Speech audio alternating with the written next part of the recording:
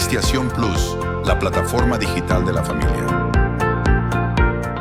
Señor, hoy celebramos el día más espectacular para nosotros, que es tu resurrección.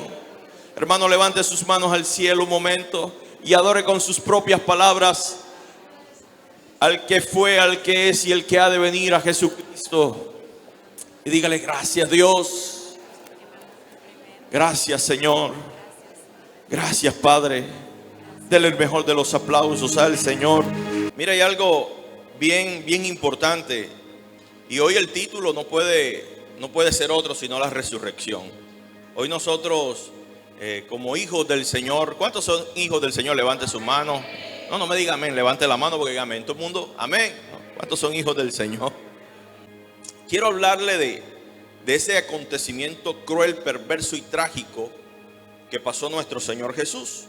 Y por eso es necesario y urgente que todos los hombres en esta tierra reconozcamos el valor del sufrimiento de Jesús. Jesús vivió momentos de angustia que se constituyeron en la verdadera esperanza de todo hijo de Dios. Mire, una vez escuché algo que me sorprendí, pero a la vez dije: es verdad. Jesús fue el ser humano, o sea, la palabra tortura a Jesús le queda pequeña. ¿Por qué le queda pequeña? Porque dice la Biblia que él fue molido. Dice la Biblia que por su llaga, o sea, no dice sus llagas, dice su llaga. Dice la Biblia, que ahorita lo vamos a tocar, que en él no había parecer alguno.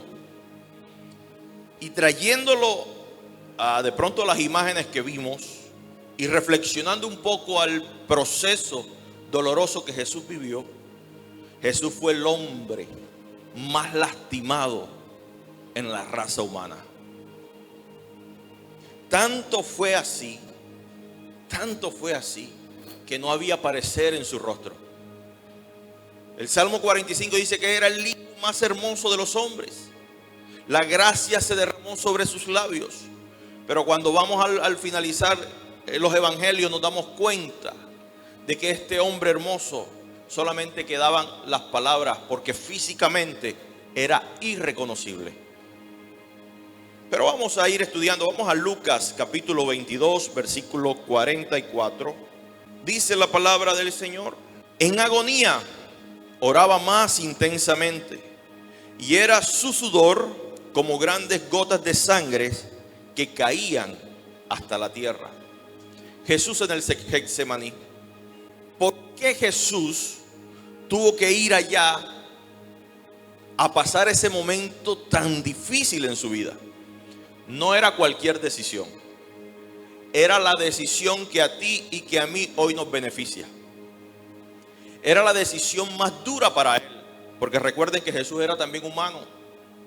Jesús en ese momento de sufrimiento, ¿por qué que Jesús no comenzó a sufrir cuando recibió los azotes?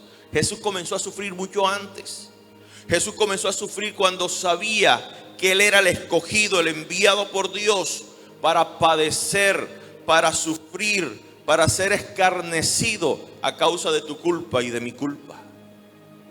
Pero en ese momento dice que cuando estaba orando más intensamente, era su sudor como grandes gotas de sangre. O sea, imagínense el momento de tensión que este hombre estaba atravesando cuando estaba pasando esa circunstancia difícil. Ahora, ¿por qué el Getsemaní? En la época, ese era un lugar donde había muchos viñedos. Era un lugar donde se tomaban las uvas, las mejores uvas, las colocaban en los lagares. Los lagares eran una especie, ¿cómo le explicaría? Que colocaban el lagar era una especie de círculo, todo bien hecho con cemento, bien bonito. Y allí colocaban las uvas. Y sobre las uvas colocaban algo de cemento, como una piedra redonda de cemento que fabricaban para triturar las uvas, pasarlas por encima, y que de las uvas saliera el mejor jugo. Por eso Jesús fue allí. no fue porque sí, fue porque estaba simbolizando de qué manera él iba a ser triturado a favor de la raza humana. Él fue allí porque era consciente de que solo no podía pasar ese momento de dificultad. Tanto es así que en otros pasajes dice: Padre, si es necesario, Señor, le estaba diciendo, yo no quiero padecer, yo no quiero sufrir, pero si es necesario que no se haga mi voluntad, sino que se haga ¿qué? Sino que se haga ¿qué? Jesús dice en el libro de Hebreos que fue un hombre obediente y obediente hasta la muerte. Fue un hombre que aceptó el reto. Fue un hombre que realmente quería expresarle su gran amor al ser humano. De allí se desprende ese versículo: porque de tal manera amó Dios al mundo que ha dado a su Hijo unigénito, para que todo aquel que en él cree no se pierda, mas tenga vida eterna. Por eso es importante en estos tiempos creer en Jesús. No creerlo por una cuestión histórica, sino creer que Él fue el único ser humano que aceptó el sufrimiento. Nosotros éramos los que merecíamos sufrir de esa manera. Nosotros éramos los que de alguna forma, por estar lejos de Dios, por estar lejos, habíamos hecho un abismo. Nosotros como hombres, como seres humanos, queríamos nuestros propios intereses, queríamos nuestras propias formas de hacer las cosas. Pero cuando Dios envía a Jesús a la tierra, Él dice que Él es el único camino, verdad y vida por el cual podemos llegar al Padre. Por eso cuando Jesús viene y Jesús comienza a dar las enseñanzas, comienza a decirle a las personas: arrepentidos, porque el reino de los cielos se ha acercado. Y hoy, tomando esas mismas palabras de Jesús, extiendo la invitación a toda la iglesia y a todas las personas que nos escuchan y que nos ven, es que haya un acto mismo de arrepentimiento en nuestro corazón y podamos darle la espalda al pecado y decirle: ¿sabe qué, Jesús? De ahora en adelante yo acepto que tú sufriste tanto, que tú padeciste tanto, y creo en mi corazón que tú eres el Hijo de Dios. Hermano, ser hijo de Dios no es un título. Ser un hijo de Dios es una vivencia. Ser un hijo de Dios no es que va a la iglesia bonito. Ser un hijo de Dios, como dice las cartas de Juan, es cuando uno acepta que Jesucristo vino, murió, resucitó. Desde ese momento soy hijo de Dios. Soy hijo de Dios cuando creo y confieso que Él es mi Salvador. Porque con la boca confieso para justicia, pero con el corazón creo para salvación. Y por eso hoy habemos un grupo de personas que estamos salvas por el Señor. Todos los que estamos aquí estamos salvos por el Señor. Pero ¿sabes por qué estamos salvos? No es por nuestra bonita cara. Mírale la cara que tiene a su lado. Es bonito, pero no es por nuestra bonita cara. Es porque una vez alguien aceptó el reto de sufrir por ti y por mí. Tanto fue el sufrimiento y lo que Jesús sabía que iba a padecer, que su sudor eran grandes gotas de sangre. Parecían grandes gotas de sangre. Es que yo me lo imagino al hombre. Ese sufrimiento tan doloroso es nuestra felicidad en el día de hoy. Qué cosa, ¿no? Qué contrastes, ¿no? Alegrarnos por el... Primera vez que nosotros nos alegramos porque Jesús sufrió, porque Jesús padeció, porque los que merecíamos ir a la cruz éramos tú y yo, hermano. Amigos, los que merecíamos sufrir esa condición tan vil a donde fue Jesús éramos tú y yo. Pero Jesús, con su amplio amor, con su amor eterno, Él no miró tu culpa, no miró mi culpa, sino que dijo que toda esa culpa la iba a llevar al madero, para que el día que nosotros le creyéramos, para que el día que nosotros abriéramos el corazón, fuésemos constituidos hijos de Dios a través de Jesús. Amén, hermano. Este texto demuestra al extremo que llegó Cristo en sus momentos de agonía y lo hizo para pagar el precio de nuestra salvación.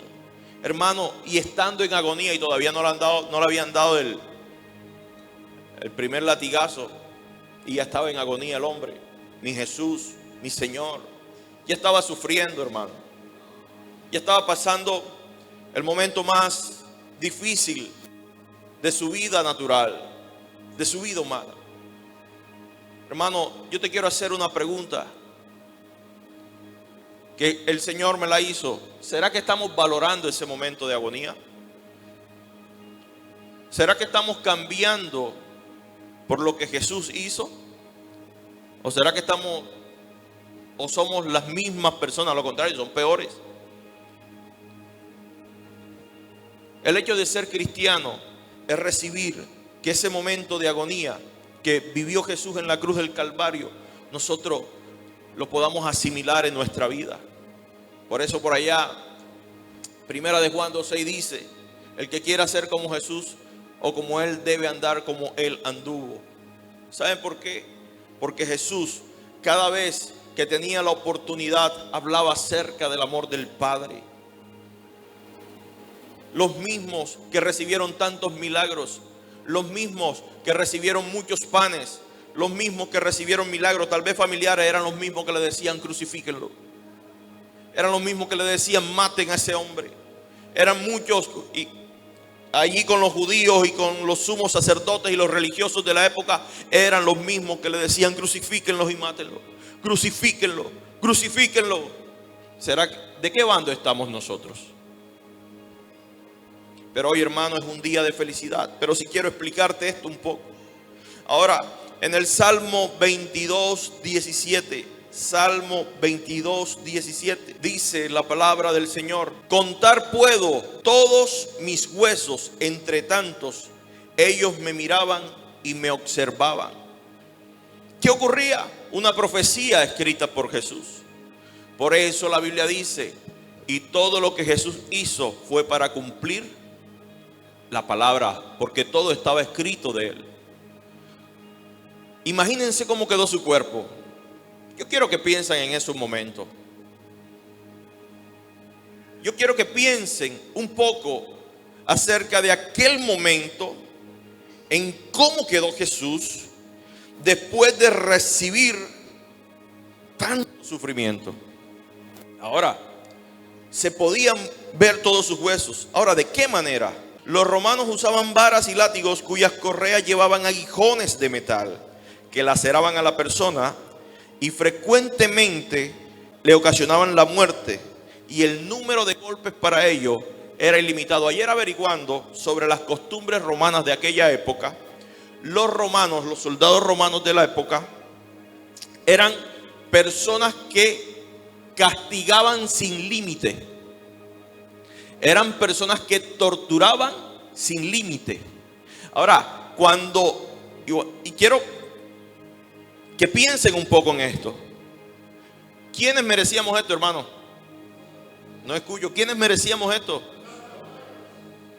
Nosotros merecíamos cada punta esta de metal. Y esta, que cuando estas puntas de metales entraban en la carne, como mostrábamos en el video ahorita, entraban en las carnes cuando Jesús era lastimado, le arrancaban la carne. Ahora la pregunta es: ¿cuántas partes de su cuerpo a Jesús se le podían ver los huesos? Los romanos eran los hombres de aquella época que castigaban de manera cruel,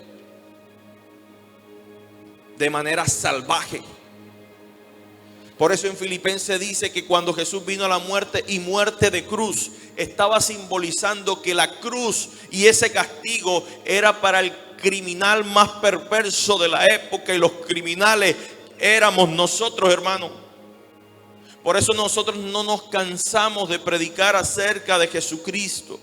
Por eso nosotros le hablamos a los amigos, donde nos vemos, a las personas, cuando transmitimos, es de que Jesucristo quiere salvar tu alma, quiere restaurar tu alma, quiere bendecir tu alma.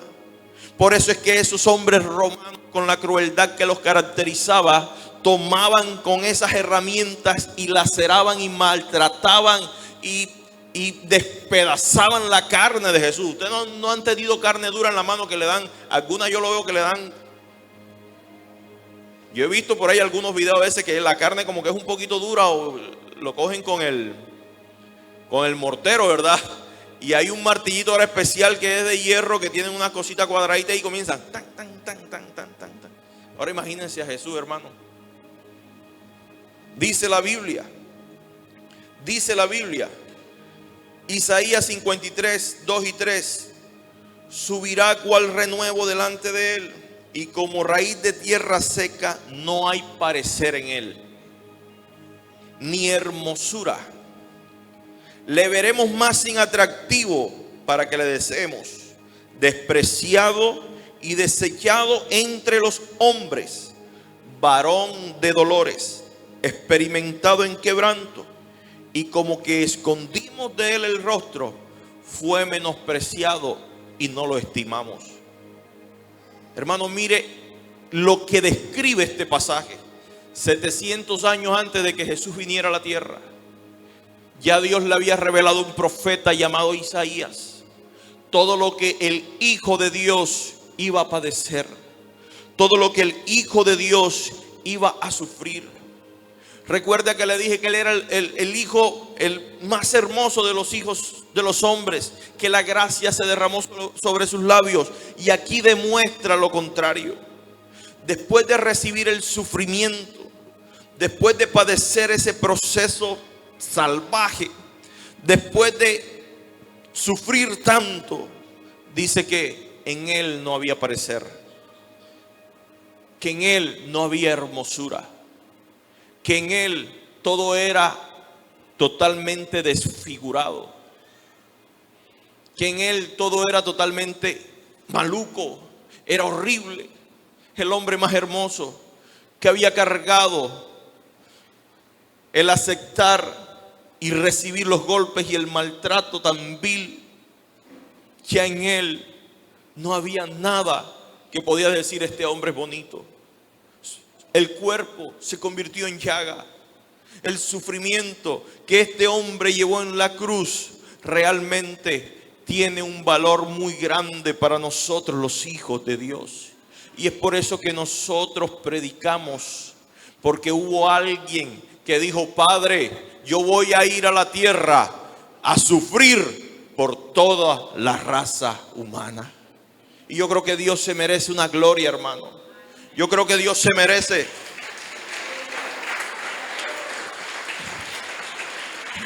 Pero ¿sabe qué pasa ahora? ¿Sabe qué pasa ahora? Después de que Jesús atraviesa ese momento de agonía, después de que Jesús llega a la cruz del Calvario, después que de Jesús carga esa cruz tan pesada que llegó un momento en que no podía, sino que había un hombre de Cirene llamado Simón que lo ayudó. ¿Sabe qué pasa después de ese sufrimiento, de esa muerte? Es que las personas que lo habían juzgado, aún el mismo diablo creía, pensaba, y yo me imagino que el hombre estaba saltando en dos. Estaba alegre porque supuestamente había matado al Hijo de Dios. Pero ¿sabe qué ocurrió? Ocurrió el suceso más importante para nosotros. Después de ese dolor, después de toda esa tristeza, después de todo ese sufrimiento que este hombre pasó, nuestro amado Jesús, y llegó la tristeza al corazón de sus discípulos y el corazón de los que verdaderamente le amaban. ¿Sabe qué ocurrió, hermano? ¿Sabe qué ocurrió? Que por eso estamos felices. Es que Él resucitó. Y por eso hoy celebramos la resurrección. Por eso hoy celebramos ese gran acontecimiento, hermanos. Solamente quería mencionarle lo que Jesús padeció para llegar. Porque Jesús necesitaba padecer. Porque el hecho de que la sangre fuese derramada en la cruz del Calvario, dicen en varios pasajes, entre esos Colosenses 1:14, dicen: quien tenemos el perdón de pecado por la redención en su sangre. Y dice que la sangre de Jesucristo, su Hijo, nos limpia de todo pecado. O sea que cuando Jesús muere en la cruz, automáticamente la sangre que vertió, que se derramó sobre su cuerpo y caía al piso, esa sangre es la que hoy nos limpia, nos lava de todo pecado. Por eso, hijitos míos, dicen las cartas de Juan: hijitos míos, si alguno hubiera pecado, abogado tenemos. Si confesamos nuestros pecados, Él es fiel y justo para perdonarnos y limpiarnos de toda maldad. ¿Y cómo nos limpia? Diga conmigo, a través de la sangre del Cordero.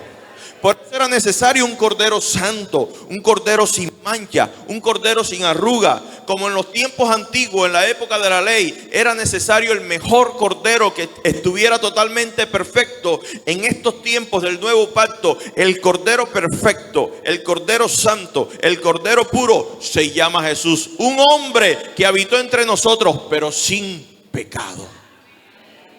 Por eso hoy celebramos. Ahora, ¿qué ocurrió? ¿Qué ocurrió después de la muerte de Jesús?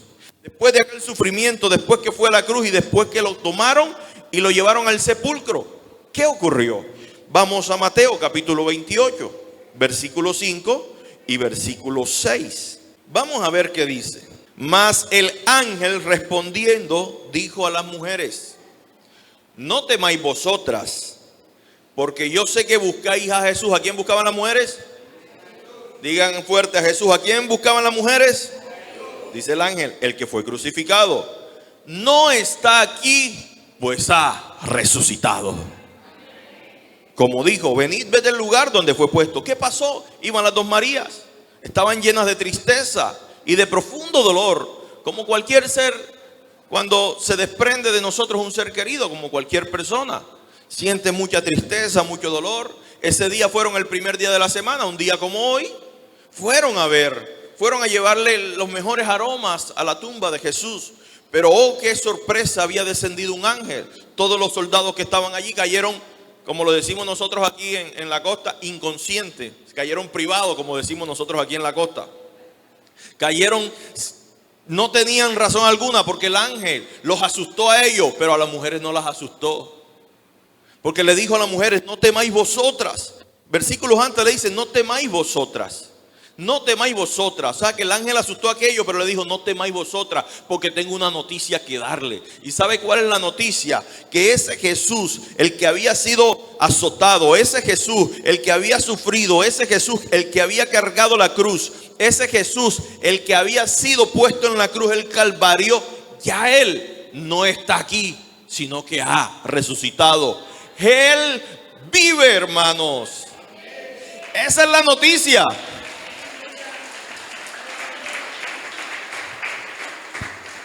Esa es la noticia más sorprendente. Aquellas mujeres que iban tristes, aquellas mujeres que iban con tanto dolor, desde ese momento quedaron sorprendidas. Desde ese momento quedaron atónitas. Desde ese momento dijeron: pero ¿qué ha pasado? Y ellas recomenzaron a recordar cada palabra que Jesús había dicho dentro de ellos, que al tercer día iba a resucitar, y cumplió la promesa. Él resucitó. Y cuando las mujeres fueron más adelante, el mismo Jesús se le apareció y ellos le adoraron. Dice el escrito: ellas le adoraron y Jesús les dijo: díganle a mis hermanos que vayan a Galilea, que allá los voy a encontrar. Desde ese momento, la resurrección tiene el significado más grande para nosotros. ¿Sabe por qué? Mire lo que dice Primera de Corintios, capítulo 15. Y voy a tocar dos versículos aquí. Versículo 14 y versículo 17. Dos versículos aquí. Primera de Corintios 15, versículo 14 y versículo 17. La resurrección de Jesús confirma la predicación del evangelio y nuestra fe en Dios. Mire lo que dice: y si Cristo no resucitó, vana es entonces nuestra predicación, vana es también vuestra fe. Versículo 17, hermano, dice de la siguiente manera: y si Cristo no resucitó, vuestra fe es vana, aún estáis en vuestros pecados. Mire la garantía de la resurrección. Si Jesús hubiese muerto, hubiese sido igualito al poco de gente que había ido en aquella época. Si Jesucristo no hubiese resucitado, vano sería lo que estuviésemos haciendo ahora. No tuviera ningún tipo de valor lo que hacemos en las calles. No tuviese ningún tipo de valor lo que hiciéramos en las comunicaciones. Todo nuestro esfuerzo sería ¿en qué? En vano. No tendría ningún tipo de fruto. si Él no hubiese resucitado.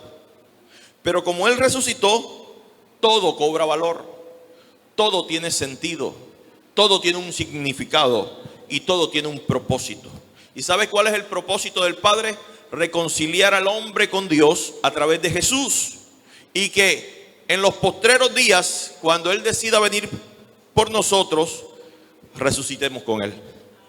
Y por eso dice que por eso Jesús, cuando hablaba con los discípulos, dijo: es necesario que yo me vaya, porque os voy a preparar una morada en el cielo.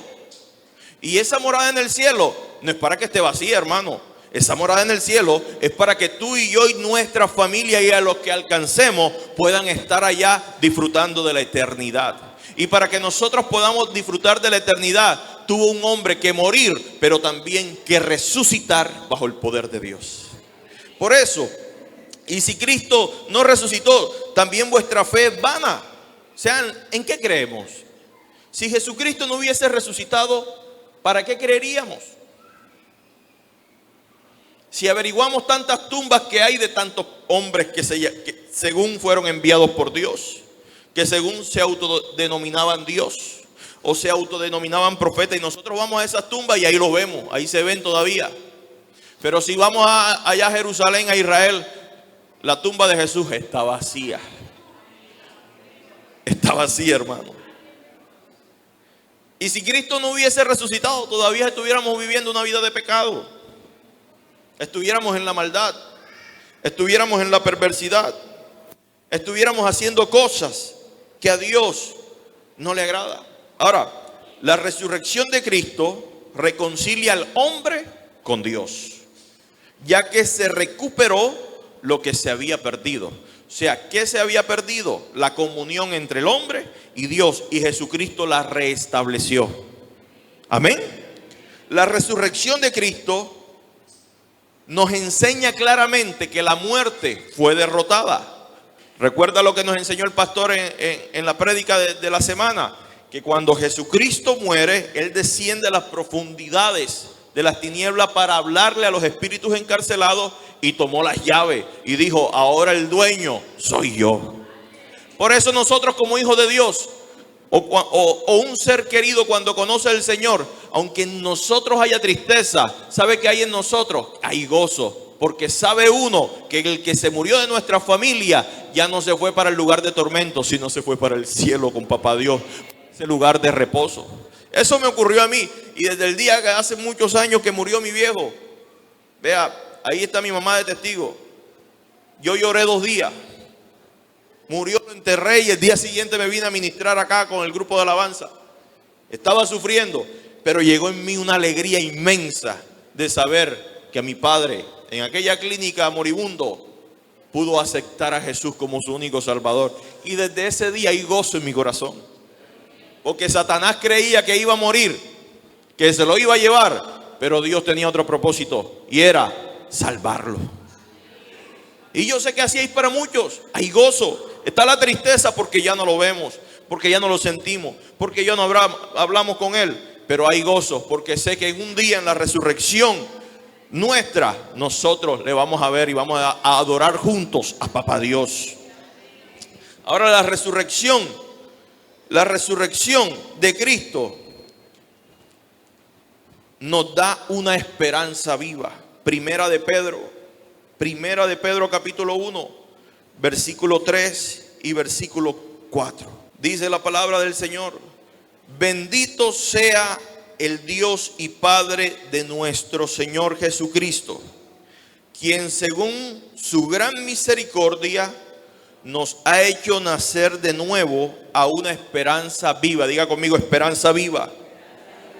Dígalo fuerte: esperanza viva.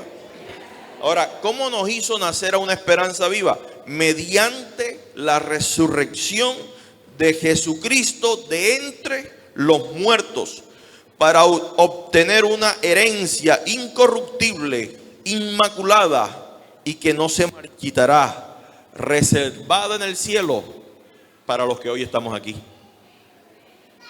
Hermano, nosotros, dice la Biblia en el libro de Efesios, que antes estábamos lejos a la ciudadanía de Dios, éramos ajenos a las promesas. No teníamos arte, ni parte, ni derecho alguno de ser dueños ni acercarnos a las promesas que Dios tenía establecida para sus hijos en aquel momento. Pero la Biblia dice que a todos los que le recibieron, Juan 1:12, y los que creyeron en él, les dio el derecho de ser ¿qué? Hechos hijos de Dios. Y desde el momento que hemos creído a la verdad, a la palabra, a Jesucristo, desde ese momento nosotros somos dueños de lo que Dios prometió para su pueblo. Nosotros somos adoptados hijos suyos. Nosotros somos merecedores de las mismas promesas. Hermano, por eso en la calle a ti no te, aunque te digan, mira que tú eres el más maluco, mira que tú no vas a hacer nada, mira que tú no vas a progresar, mírate que tú no sé ni para qué existe. Déjame decirte algo, esas son palabras del mismo diablo, porque cuando nosotros creemos de que Jesucristo resucitó, tenemos una esperanza. ¿Y sabe cuál es esa esperanza? Es que la gente nos puede llamar como quiere, pero Dios hoy nosotros nos llama hijos e hijas. Y no, escuche bien, y no todo el mundo tiene esa gran oportunidad de llamarse hijo e hija de Dios. Diga, yo soy hijo de Dios. Diga, yo soy dueño de las promesas. Diga, yo soy dueño de la misericordia del Señor. Yo soy dueño de su amor. Dígale, porque el amor de Dios ha sido derramado en vuestros corazones por el Espíritu Santo que os fue dado. Y la esperanza no avergüenza, hermano. Por eso Dios es paciente. Por eso Dios espera, hermano y amigo, que tú vengas al arrepentimiento de la verdad. Por eso Él está esperando eso. Porque para eso Él murió, pero también resucitó para que tú también puedas tener esa esperanza. Por eso nos reunimos. Por eso cantamos, por eso alabamos al Señor, por eso adoramos al que vive y reina. ¿Sabe por qué? Porque nosotros sabemos que cuando no estemos en esta tierra nos vamos a encontrar cara a cara con nuestro Creador. Ese ha sido el propósito de Dios, que tengamos una relación estrecha con Él, una relación íntima con Él. Dios siempre ha querido eso, pero nosotros como seres humanos siempre queremos a lo contrario. Porque somos así, somos humanos. Hermano, nos equivocamos. Hermano, pasamos por procesos difíciles. Cada uno de los que estamos aquí, no sé cuál es el proceso que está atravesando actualmente. No lo sé. Pero de lo que yo sí estoy totalmente seguro es que a todos nosotros Dios, a través de la resurrección de Cristo, nos ha dado la oportunidad de tener una esperanza. Y esa esperanza no es como los políticos que dicen, no, yo te prometo que ahora que quede de alcalde, de concejal, de gobernador, no sé. Ahora que quede, diga conmigo, ahora que quede. No le dé miedo, hermano, diga, ahora que quede. Te prometo que te voy a cumplir. Ve ahí, el hombre quedó. El hombre quedó y ya se le olvidó hasta el nombre de uno. Diga, esa promesa la cumplió. O como el que dice, no te preocupes que yo te ayudo a solucionar ese problema. Yo te ayudo. No te preocupes por eso. Llegó el día, el problema se puso más grande y el que me iba a ayudar se perdió. No está. Son promesas que no se cumplen, que las dice por querer quedar bien, pero no las cumple. Pero aquí hay alguien que dice, tranquilo, mijo. Tranquilo, hija, tú eres mi hijo, eres mi hija y no te voy a dejar solo. Yo sé por las ansiedades que pasas, yo sé por las depresiones que pasas, yo sé por esos tormentos donde te encuentras solo y sola, pero déjame decirte algo, que yo estoy a tu lado, porque yo te prometí que no te iba a dejar solo, sino que os iba a enviar otro consolador, el Espíritu Santo, para que esté con vosotros para siempre. Y por eso cuando estemos pasando por cualquier momento, hermano, alabemos a Dios. Adoremos a Dios. No es fácil abrir la boca cuando están las peores, cuando estamos en las peores. No es fácil. No es fácil. No queremos alabar cuando estamos en los momentos difíciles. No queremos adorar cuando estamos en los momentos de dificultad.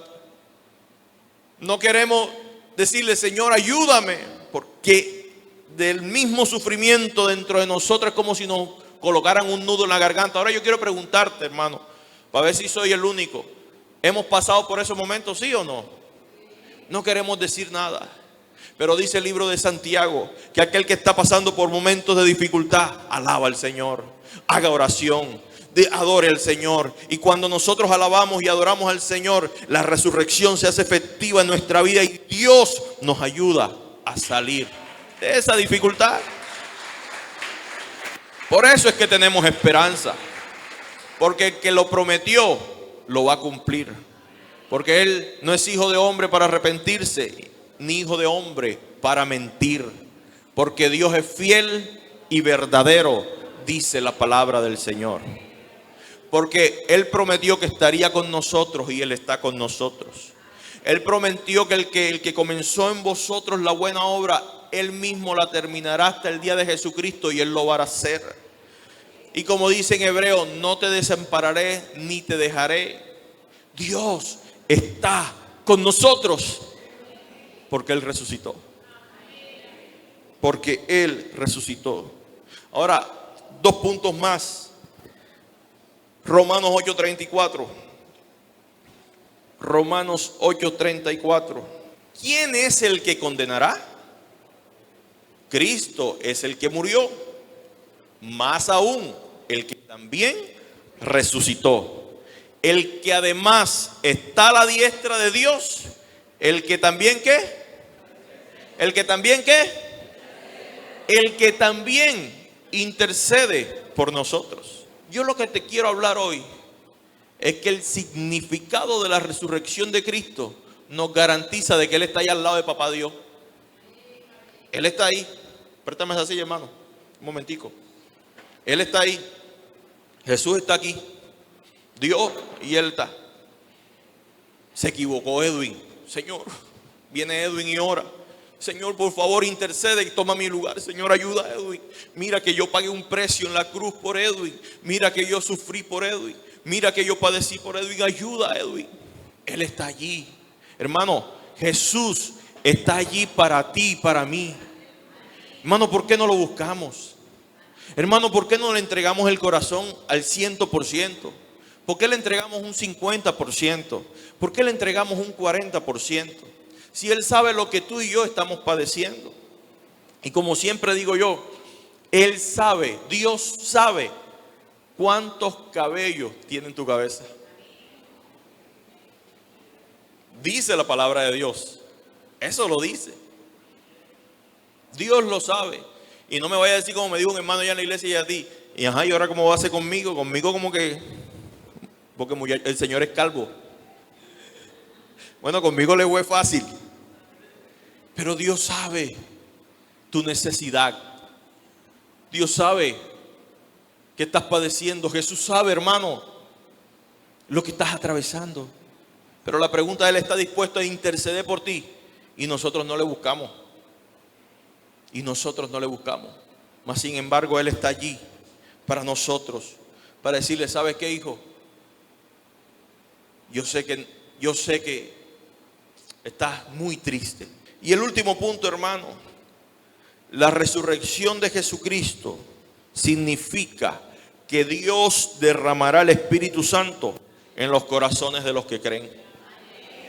Mire que la resurrección no es solamente, no, murió y resucitó y ya. No, sino que la resurrección garantiza muchas cosas en nuestra vida. La resurrección tiene muchos beneficios en nuestra vida. Y quiero que vaya conmigo a 2 versículos. Uno muy conocido y el otro lo vamos a leer en el día de hoy. Dice, después de la resurrección, ya le doy el versículo, y ascensión de Cristo, Él mandó al que había prometido, al Espíritu Santo, para continuar su trabajo en esta tierra. El ministerio terrenal de Cristo continúa hoy a través de sus discípulos. ¿Cuántos son discípulos del Señor? Hoy continúa a través de sus discípulos, en quien mora el Espíritu Santo. Cristo ayudará a su pueblo por el Espíritu Santo, dándole fuerzas, convicción y la guía para vivir una vida que agrada a Dios. Hechos capítulo 1, versículo 8. Mire lo que dice. Este era en el mismo momento cuando Jesús ya iba en el proceso de ir al cielo. Ya Jesús había resucitado. El primer día se le apareció a sus discípulos. Y después de hablar con ellos 40 días, estar con ellos, darle algunas instrucciones. Los reunió en un lugar para ascender al cielo. Y Jesús le dice: pero recibiréis poder cuando haya venido sobre vosotros el Espíritu Santo, y me seréis testigo en Jerusalén, en toda Judea, en Samaria y hasta lo último de la tierra. Amén. Ahora, Jesús, cuando estaba entre sus discípulos, Jesús le decía: ven acá, discípulos, es necesario que yo me vaya. O sea, Jesús le estaba diciendo: es necesario que yo muera y que yo resucite. ¿Saben por qué es necesario? ¿Saben por qué es necesario? Porque el Padre os enviará otro Consolador que esté con vosotros para siempre, el Espíritu de verdad, el cual os guiará a toda verdad, que convencerá al mundo de pecado, de justicia. El Espíritu Santo es esa persona que a través de la resurrección de Cristo fue enviado para nosotros, hermanos. Y nosotros a veces ignoramos. Por eso que la resurrección tiene grandes beneficios. Y ese gran beneficio es que había una promesa del Padre, había una promesa de Jesús a sus discípulos. Y la promesa era de que Jesucristo, al momento de resucitar e ir al Padre, el Espíritu Santo se iba a manifestar en nosotros. Por eso los discípulos, después que ellos se van y que quedan viéndose el cielo, le dice el ángel: ay, ¿ustedes qué hacen ahí viendo el cielo? Vayan a donde Él les dijo. Y se fueron y se reunieron. ¿En dónde? En aquel lugar alto, ¿verdad? En aquel aposento alto que le llaman. Y comenzaron a orar. Y comenzaron a adorar al Señor. Y se agarraban de las manos. Y hablaban ahí. Y oraban con el Señor. Y oraban y hablaban y adoraban. Y estaban todos unidos. Cuando de repente, el lugar donde estaban, dice Hechos capítulo 2, que el lugar donde ellos estaban reunidos, la casa se llenó del Espíritu Santo, como hoy Dios está llenando este lugar. Dice que después que se llenó la casa, todos los que estaban reunidos allí, se les aparecieron lenguas como de fuego sobre sus cabezas. Y dice: y todos fueron llenos. Diga: y todos fueron llenos. La resurrección garantiza la presencia del Espíritu Santo en tu vida y en mi vida. Por eso el Espíritu Santo nos guía. Por eso el Espíritu Santo nos conduce.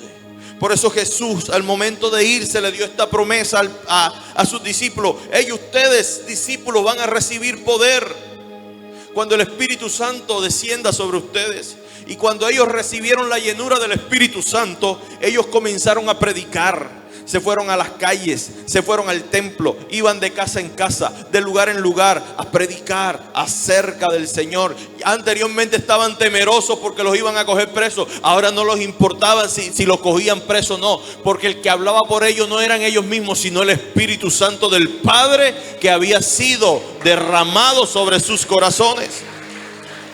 Por eso en Hechos 2:33, en Hechos 2:33 dice: así que, exaltado a la diestra de Dios y habiendo recibido del Padre la promesa del Espíritu Santo, ha derramado esto que ustedes ven y oyen. Todo el mundo estaba atónito en ese momento. Los que venían de un lugar veían a los discípulos hablando en nuevas lenguas. Hablaban la lengua de los que venían a adorar al Padre de otros lugares. Y ellos quedaron sorprendidos. ¿Y saben por qué quedaron sorprendidos? Porque ellos dicen: ellos no pueden hablar nuestras lenguas, decían los extranjeros. Pero ¿saben por qué ellos estaban sorprendidos? Era porque había un grupo de seres humanos igualito a ti, igualito a mí, que creyeron en una promesa. Y esa promesa de Dios está vigente, mi hermano. Esa promesa de Dios está vigente en estos tiempos. En los postreros tiempos derramaré mi espíritu sobre toda carne, dice el libro de Joel, dice el libro de Hechos. Y los postreros tiempos son estos tiempos, hermanos. Levante su mano y diga: estos tiempos es donde voy a recibir la llenura del Espíritu Santo. Por eso hay que adorar, Porque cuando Dios se manifiesta en un lugar, porque cuando Dios se manifiesta en la vida de una persona a través del Espíritu Santo, hace cosas extraordinarias. Y esas cosas extraordinarias las va a hacer contigo y las va a hacer conmigo. Amén, hermano. Así que colócate en pie un momento. Cierra tus ojos. Bendecimos a los que nos ven, a los que nos han visto, le bendecimos. Comuníquense con nosotros en nuestras redes y en el número que tienen en la parte inferior de su pantalla. Gracias por estar conectados. Que Dios le bendiga, que Dios le guarde y disfruten este día tan especial porque Él vive y reina, hermano. Cristiación Plus, la plataforma digital de la familia.